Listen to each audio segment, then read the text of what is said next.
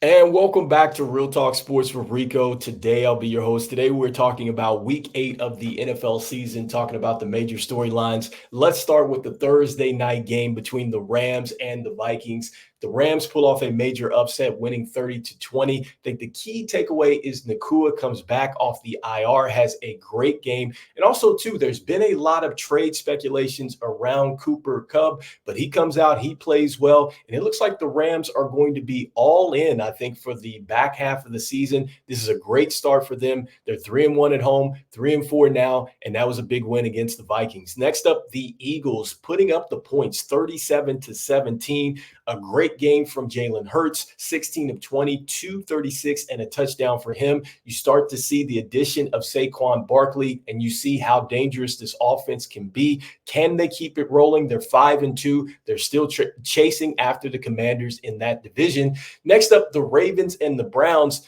The Browns pulling off a huge upset, and Jameis Winston almost throws an interception, which would have cost the Browns the game, comes back the very next play, throws the game-winning touchdown, essentially. The Ravens try to come back down and get a score. They do not. Huge upset for the Browns. The Browns might be really selling at the trade deadline. They could be going ahead and trying to get some picks back so they can rebuild. We'll see what happens with the Browns, but a huge win for them on Sunday. Next up, the Lions taking care of business, 52-14. Going to be a tough year for the Titans.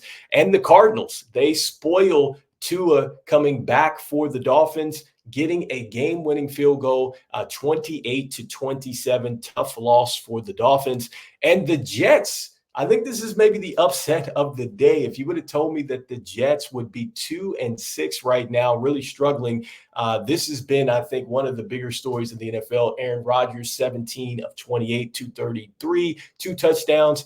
And they got Devontae Adams over there. It has not unlocked the Jets' offense. And defensively, they're giving up some points too. I mean, if you would have told me that they were going to give up 25 points to the Patriots, would not believe you. But hey, got to give a lot of credit out there to the Patriots, taking care of business, 25-22.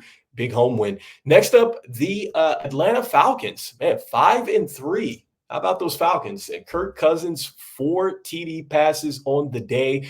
And the Buccaneers, 4-4. I think that both of those teams are going to be fighting for this division.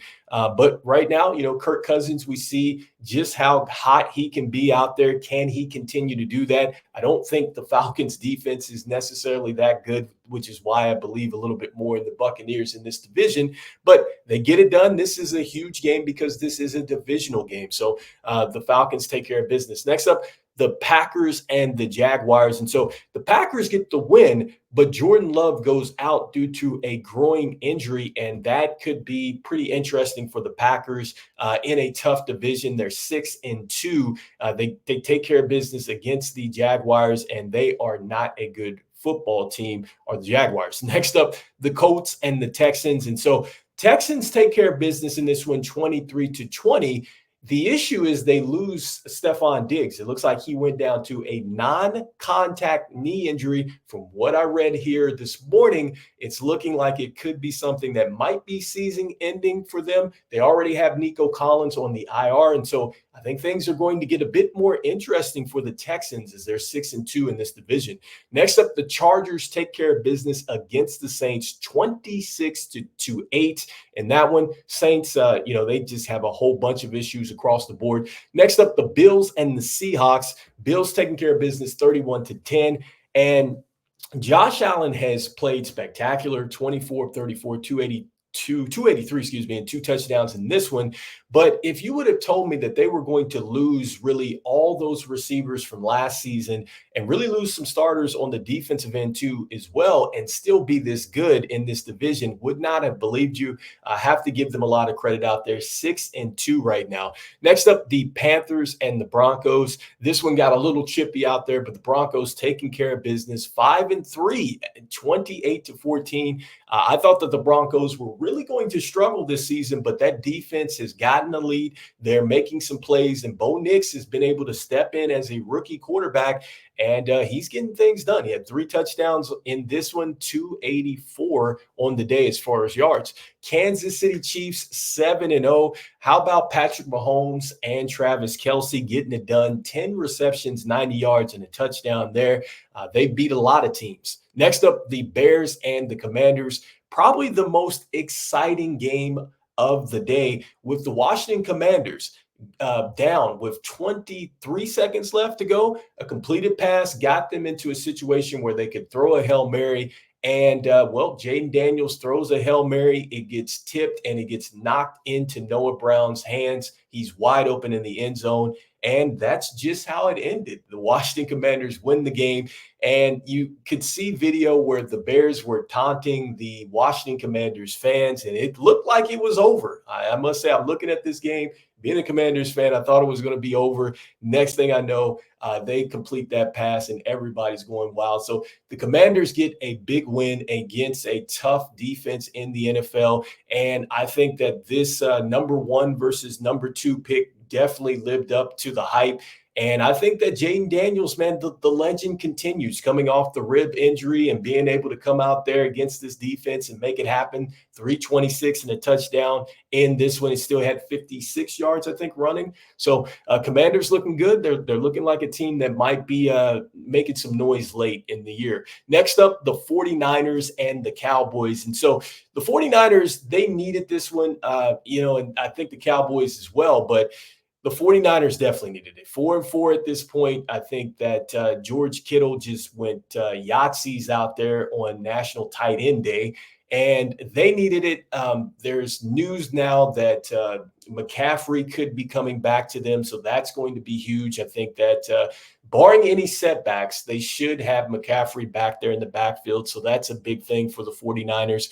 And then for the Dallas Cowboys, tough loss, okay, because they've got a lot of people that are injured on the defensive side of the ball. Dak Prescott really hasn't found his way in this year. And then at 3-4, you're chasing after the Eagles and the Commanders. They got a lot of ground to make up against some pretty good football teams in the NFC East. And so now, before we jump out of here, we got the Giants and the Steelers. It's reported that Justin Fields has a hamstring injury, and I don't know if he's going to play tonight or not. And then there's also the trade speculation around Justin Fields, which is interesting as well. But the Steelers have been making it happen. I want to see, can Russell Wilson continue to do what he did last week? Obviously, just moving the football through the air. That's something that the Steelers definitely want to get back to, along with running the football well. And they've always defended. So we'll see what they can do against a Giants team that is really, really in trouble. I think now when they look back at this thing, maybe they're starting to maybe look at possibly getting another quarterback out there, because I'm not sure that Daniel Jones is going to be the answer for them.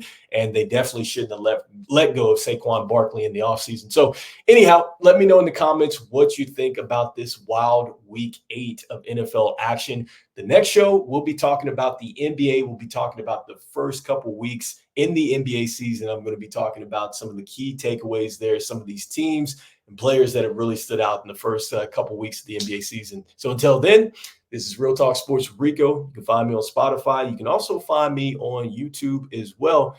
And I'll see you guys in the next one. Peace.